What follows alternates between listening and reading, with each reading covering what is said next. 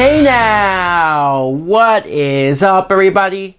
My name is Mike Brown, aka ReviewKingMB, and since I did House of a Thousand Corpses, I decided for my 31 Days of Horror to also do The Devil's Rejects. The Devil's Rejects is a 2005 film that is, once again, obviously written and directed by Rob Zombie. And the plot is, we're still following this psychotic serial killer family who are going around terrorizing as much innocent people as they can, but they're also on the run. They're on the run because the sheriff and the entire police department are after them. I was so hard on the first movie, especially rewatching it. I just tore it a new asshole because I thought it deserved it. It just came off as a poor, cheap imitation of the Texas Chainsaw Massacre.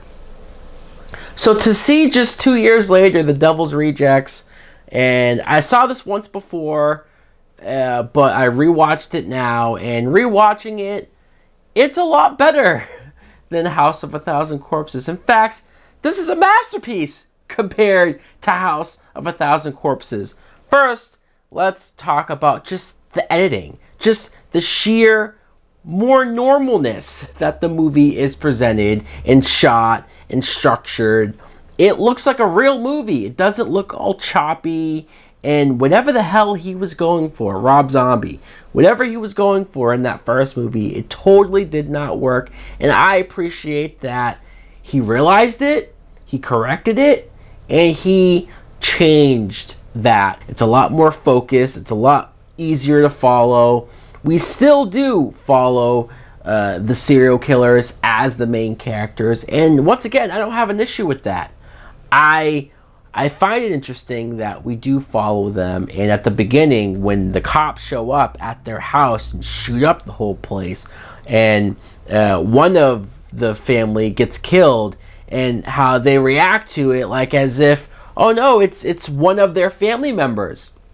But we as an audience, we don't feel bad. We're like, fuck him. Good.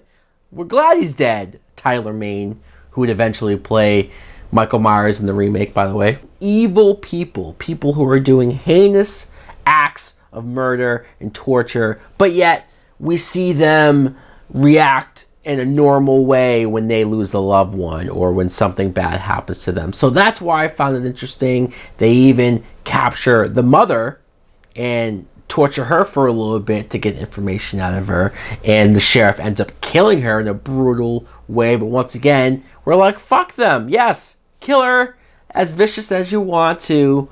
I should talk about the sheriff really quick because he's played by William Forsythe, and he's an actor I've seen in a bunch of things, but I like his character because he's flawed, but you understand why he's that way. He is seeking revenge because they killed his brother in the first movie.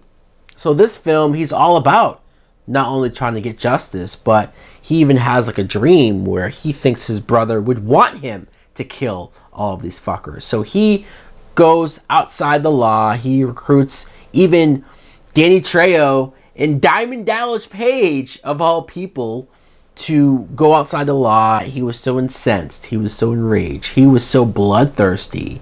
He stooped down to their level. In fact, there's a moment when he catches them at the end and tortures them for hours and hours and hours. And it's sick. It is. But there was a big part of me that was cheering him on, that was saying, yes, do what you need to do. He was taking too long, obviously. The crew, though, right? Otis, once again played by Bill Moseley. He is even sicker in this film, if that's possible.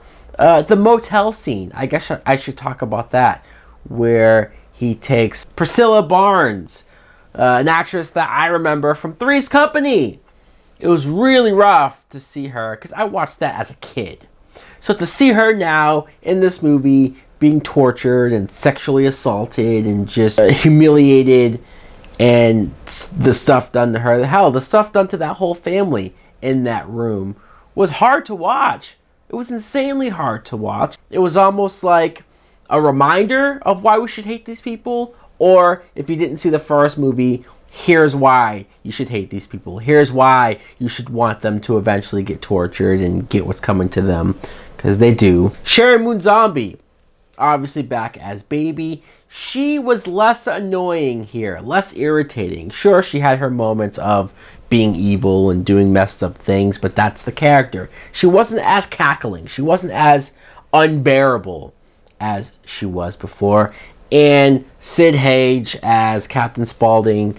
I don't remember if they said this in the first movie, but he's the father of at least Sheri Moon Zombie.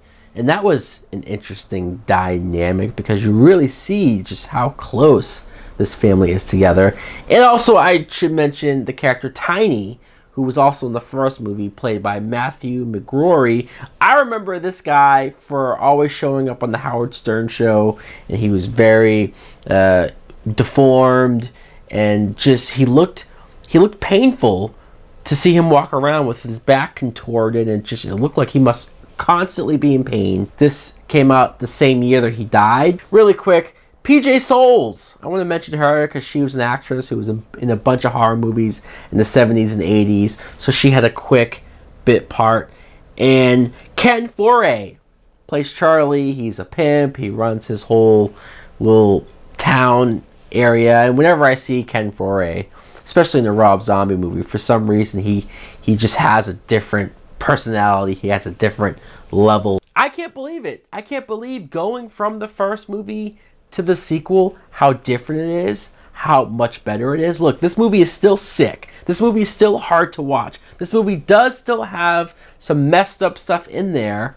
It's just, it's more coherent. It's easier to follow. It's just shot better. The score by Tyler Bates is really intense and really creepy, and I like it. So I find it weird that I am giving props, that I am almost in a way praising The Devil's Rejects for at least doing what the first movie wanted to do, but this time doing it successfully.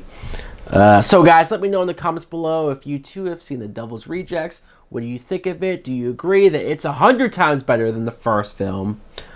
Thanks for watching. Like, comment, subscribe. Later! Swimming in beers, I've been through it all, let me trickle a tear. In case you didn't know, I was living sarcastic. A motherfucking monster, something Jurassic. Had to wrap the whole entire bed in plastic. Smoke bitch gets when she fucking with raptors. Killing and a drilling and I'm sipping on the 4-0. Listen by a whole entire motherfucking torso. Oh, what a rush, sniffing some more blow. Let the bitch bleed and I'm making a porno. I'ma keep it going a few times before I pass out. Wake up in the morning, realize I'm black.